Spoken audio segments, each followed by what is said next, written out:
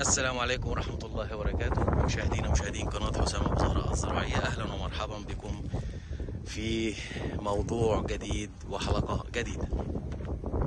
احنا هنتكلم دلوقتي عن التزهير المبكر.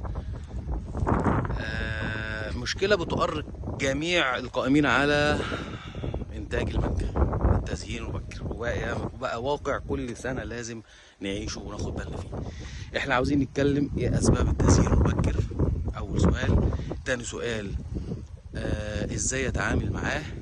تالت سؤال، متى استطيع ان اقدر اخد القرار في ازالة التزهير المبكر في المنطقة اللي انا شغال فيها. دول اهم 3 اسئلة في التزهير المبكر. اول سؤال، وهو ليه بيطلع تزهير مبكر؟ قولا واحدا عشان ما نشرحش كتير في الموضوع دوت، وهو طالما كان في تغيرات مناخية، يعني في تغيرات في الظروف الضوئية والظروف الحرارية، كان لابد أن يكون هناك تغير في موعد التزهير المبكر. دي بكل اختصار كده يا جماعة عشان ما نشرحش كتير. هل في عوامل بتساعد على خروجه برضو؟ احنا ممكن نكون لينا يد فيها، اليد العامل البشري عليه بعض الامور اللي بتساعد في خروجه.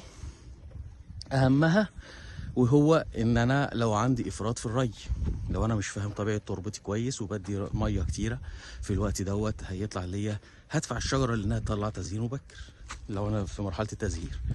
كذلك الامر لو في افراط في التسميد.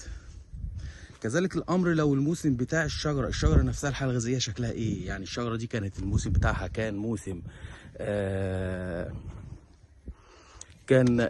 كان موسم غزير في الحمل بتاعه، ولا كان متوسط الحمل، ولا كان متوسط الموسم كان خفيف حمله. كل دي عوامل تؤدي الى خروج التزهير المبكر. طيب كيف اتعامل مع التزهير بقى؟ التزهير خرج، اتعامل معاه ازاي؟ هنا يا جماعه في نقطه مهمه.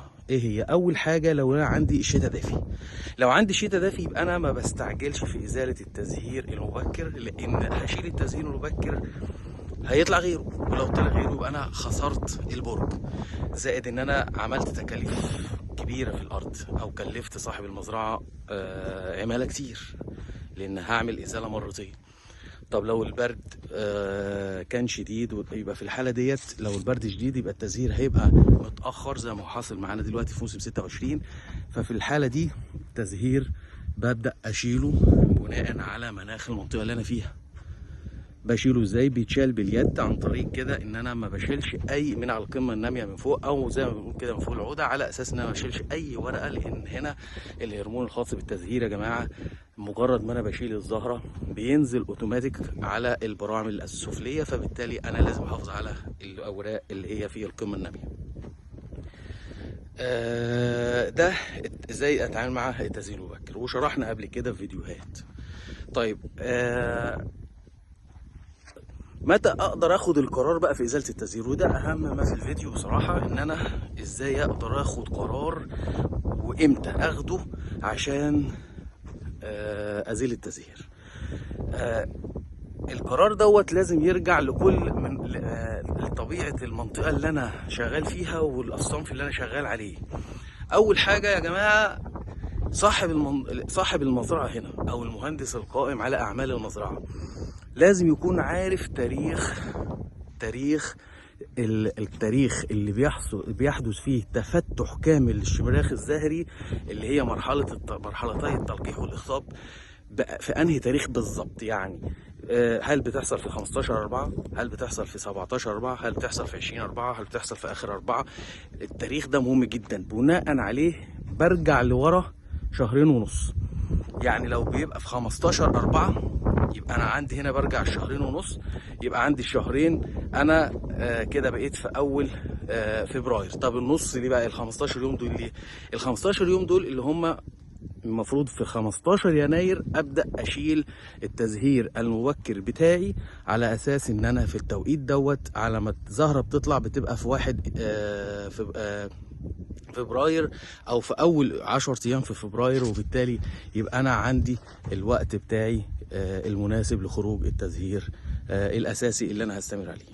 يبقى دي الطريقة اللي انا اقدر من خلالها اخد قرار، ومتى اخده في ازالة التزهير المبكر. فده بيرجع لان انا لازم اكون متابع كويس قوي لمناخ المنطقة بتاعتي في الأعوام السابقة، على مدار مثلا 3 أو 4 سنين لورا، على أساس إن أنا أبقى شايف الميعاد المناسب لإيه، لمرحلتي التلقيح والإخصاب. والميعاد المناسب دوت يا جماعة بيبقى تقريبا عند نسبة 110% من التفتح الكامل للشمراخ الزهري. طيب يعني ايه 110% برضو عشان محدش يعني يتلخبط؟ ان ال100% ده تفتح تزهير كامل، انما ال10% وهي وجود عقد على الشماريخ في الارض. يبقى انا لو عندي عقد 10%، طب الغرض ليه انا قلت ال10% عقد؟ عشان خاطر في ال10% ديت انا بفحص الارض بتاعتي كويس واشوف العقد عندي عقد بجنين ولا بدون جنين، وفي الحاله دي ابقى اتاكدت فعلا ان ده المناخ المناسب لعمليه التلقيح والاخصاب، ومن خلاله اقدر اخد قرار يبقى في انهي وقت بالظبط وفي اي وقت بالظبط من العام او من اشهر الشتاء اقدر اخد قرار بازاله التزهير والنموات الضعيفه اللي هي البغو، او النموات المصابه بالتريبس، او اللي ضربها البرد، او النموات المتاثره بالاصابات سواء حشريه او فطريه. كان معكم المهندس حسام ابو زهره، والسلام عليكم ورحمه الله وبركاته.